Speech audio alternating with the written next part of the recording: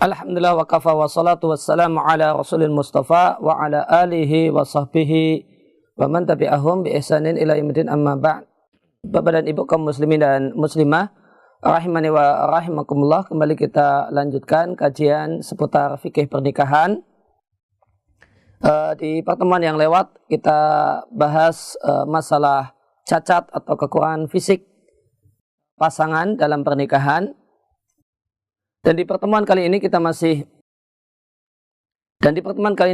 membahas tentang hal tersebut. Ada 2 poin yang akan kita bahas sebagaimana yang telah saya catatkan di papan tulis. Yang pertama tentang kondisi ternyata suami mandul. Setelah menikah bertahun-tahun tidak memiliki keturunan, setelah dicek, diperiksakan ke dokter, ternyata istri itu tidak ada masalah. Tidak ada masalah dengan istri, namun ternyata yang bermasalah adalah suaminya. Maka dalam kondisi ini, jika berdasarkan keterangan dokter muslim terpercaya memang yang bermasalah adalah suami, maka istri memiliki hak khiyar.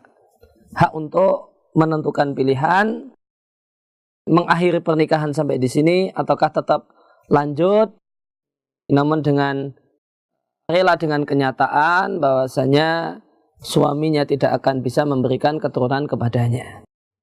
Maka di antara keindahan aturan Islam adanya hak khiyar istri dalam masalah ini.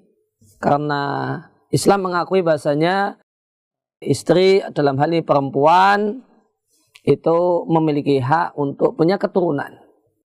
Hak ini sangat dihargai oleh aturan Islam, sehingga dalam kondisi suaminya ternyata mandul, Islam memberikan hak kepada istri untuk melanjutkan pernikahan tetap bersama suaminya ataukah putus di tengah jalan.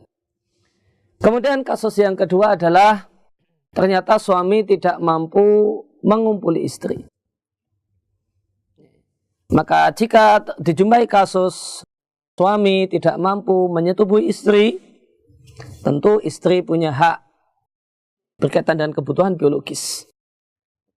Suami tidak mampu memenuhi apa yang menjadi kewajibannya untuk memenuhi kebutuhan biologis istrinya. Boleh jadi ketidakmampuan ini sejak pernikahan ataukah di tengah-tengah pernikahan. Karena suaminya terkena penyakit gula, diabetes, yang itu kemudian berdampak suami itu tidak lagi punya kemampuan untuk mengumpuli istri.